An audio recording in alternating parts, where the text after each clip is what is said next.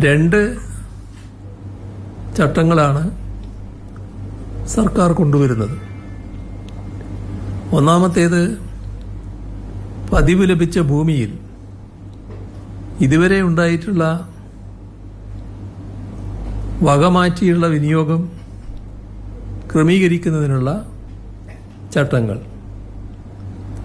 രണ്ടാമതായി, കൃഷിക്കും ഗൃഹനിർമ്മാണത്തിനും മറ്റുമായി പതിച്ചു നൽകിയ ഭൂമി പ്രധാനമായും ജീവനോപാധി ലക്ഷ്യമാക്കിയുള്ള മറ്റ് വിനിയോഗത്തിന് അനുവദിക്കുന്നുള്ള ചട്ടങ്ങൾ.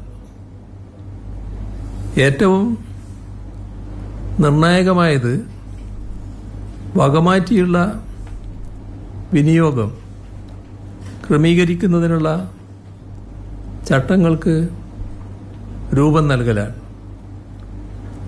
വിപുലമായ ചർച്ചകൾക്ക് ശേഷം ഇന്നത്തെ മന്ത്രിസഭാ യോഗം ഇതിന് അംഗീകാരം നൽകിയിരിക്കുകയാണ്. ജീവനോപാധിക്കായി പട്ടയഭൂമി വിനിയോഗിക്കുന്നതിന് അനുമതിക്കായുള്ള രണ്ടാമത്തെ ചട്ടങ്ങൾ ഇതിന് തുടർച്ചയായി പരിഗണിക്കും. 1964 ഭൂമി പതിച്ചു നൽകൽ ചട്ടങ്ങളനുസരിച്ചും 1995 മുനിസിപ്പൽ കോർപ്പറേഷൻ പ്രദേശങ്ങളിലെ ഭൂമി പതിവ് ചട്ടങ്ങളനുസരിച്ചുമാണ് പട്ടയം കൂടുതലായി നൽകിയിട്ടുള്ളത്.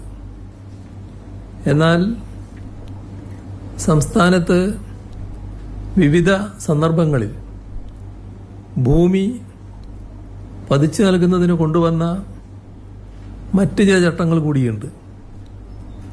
1970 കൃഷിയുക്ത വനഭൂമി പതിച്ചു നൽകൽ ചട്ടങ്ങൾ,